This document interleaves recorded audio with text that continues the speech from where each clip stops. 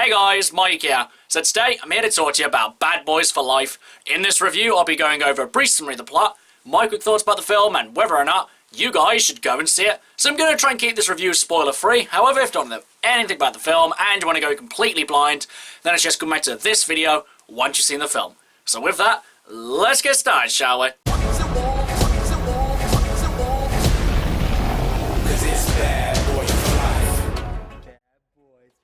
So Bad Boys for Life stars Will Smith and Martin Lawrence as Detective Mike Lowry and Detective Marcus Brunette. In Bad Boys for Life, Mike and Marcus get together for one last job, and this one proves to be their toughest one yet. And so we have Bad Boys for Life. So this week, just before going to see this movie, I decided that I needed to watch the first two Bad Boys movies because, I'd never seen them before. So I'm just going to talk about Bad Boys 1 and 2 first. So obviously, like I said, I hadn't seen them before, so I didn't really have some great nostalgia for these movies.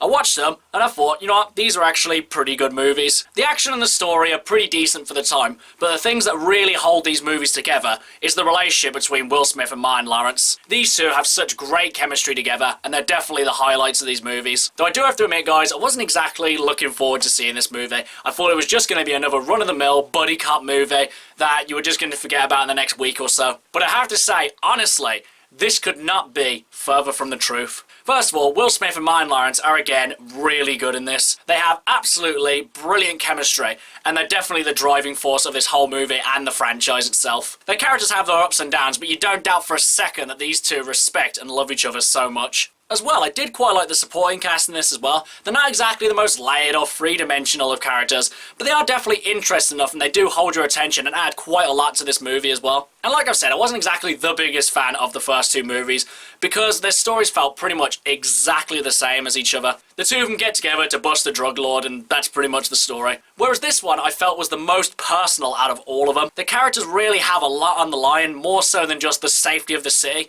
This one actually has personal stakes to it. And I do appreciate the risks that this movie does take. I'd go more into it, but it does kind of enter a bit of spoiler territory, so I'll just kind of leave it at that. Also, this movie is just funny as hell. And that was definitely the biggest highlight of the first two movies. They were really funny.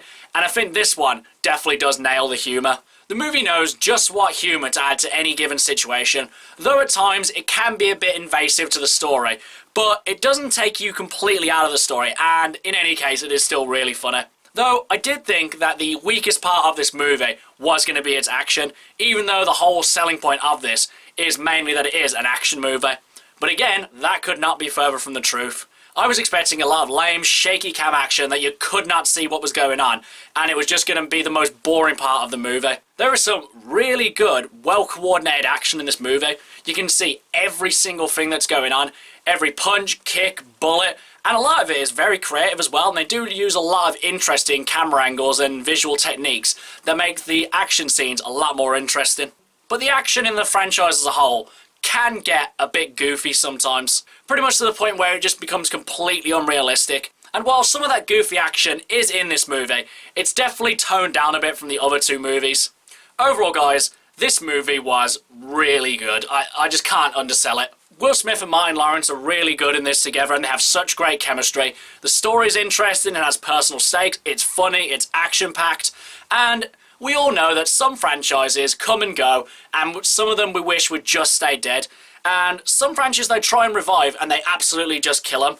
Bad Boys, on the other hand, has come back with a vengeance, and honestly for me, this is actually my favourite one in the entire franchise.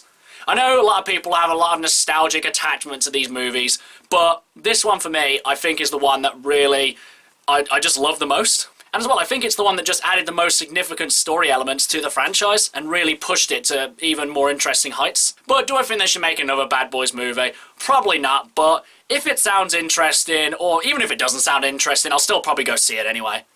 But now, as for whether or not you guys should go and see it, honestly, I could not recommend this movie enough. If you love the first two Bad Boys movies, you're going to really love this one. And honestly, even if you probably actually haven't seen the first two Bad Boy movies, you won't be lost in this one because this one feels, while at the same time connected, it does feel quite separate at the same time, to the point where you don't really need to know much other than these two are partners together.